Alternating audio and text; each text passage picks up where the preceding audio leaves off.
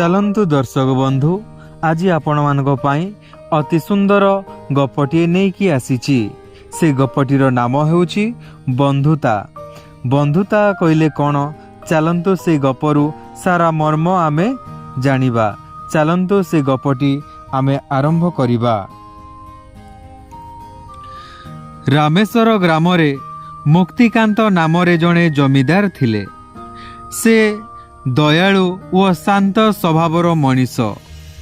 जमीदार निजर एकमात्र पुत्र प्रियव्रतर कार्यकलाप आउद संतुष्ट नथिले।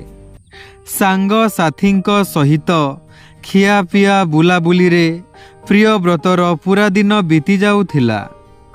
अनेक समय रे प्रियव्रत बंधु घरे रात्रि जापन करुथिला।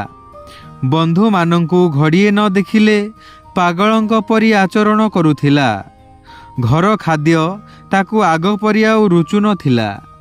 मौज मजलिस रे दिन काटिबा धीरे धीरे प्रियव्रतर अभ्यास रे परिणत होइगला। से दिनक पाई घर दायित्व नेउ नथिला कि निज पितांकु तांको कामरे केबे साहाय्य सहयोग करू नथिला।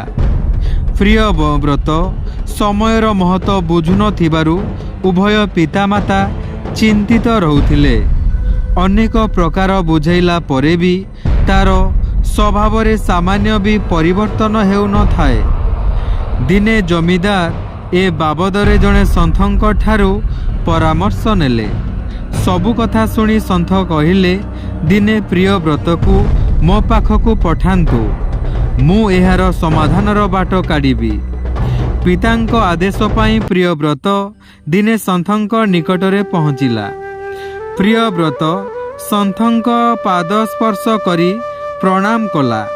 सन्थ प्रियव्रत को निज कुटीर पछपटकू डाकी नहीं तीनटी अना बना गछ को देखाइले। गोटिए छोट आउ गोटिए ताठारु टिके बड़, आउ अन्यटी आउ टिके बड़। सन्थ कहिले, एबे मते तुमे तीनिटी जाक गछ उपाड़िकी दियो। प्रियव्रत संगे संगे छोट गछटी को उपाड़ी देला। द्वितीय गछटी को सामान्य बल प्रयोग करिबा को पड़िला, हेले बड़ गछटी को आउद उपाड़ी पारिला नाही।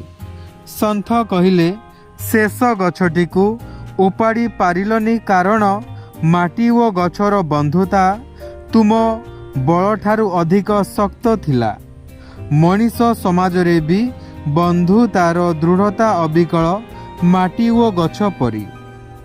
जीवन रे बंधुतार आवश्यकता तो रही, हेले बंधुता आडुआल रे निज कर्तव्य को एड़ाई देबा आउद ग्रहणीय नुहे।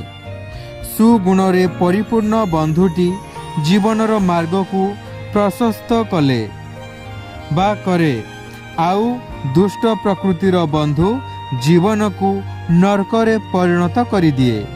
समय क्रमे दुष्ट प्रकृतिर बंधु ठारू हाथ छड़ाइबा काठिकर पाठ। एणु गुण परखी बंधुत्व गढ़िबा निहाती जरूरी। प्रियव्रत निज भूल स्वीकार करी सन्थक निकटरे क्षमा प्रार्थना कले। धीरे धीरे पुराणा सांग साथी ठारू दूरे उभय गृह कार्य और पितांकर दायित्व निज कांधकु नेबाकु लागिले। जमीदार मुक्तिकांत पुत्रर मन परिवर्तन होई थिबारु सन्थंकु अशेष अशेष धन्यवाद अर्पण कले। जदि এই গপটি आपण मानकु भल लागिले आपण माने लाइक सब्सक्राइब करंतु। धन्यवाद।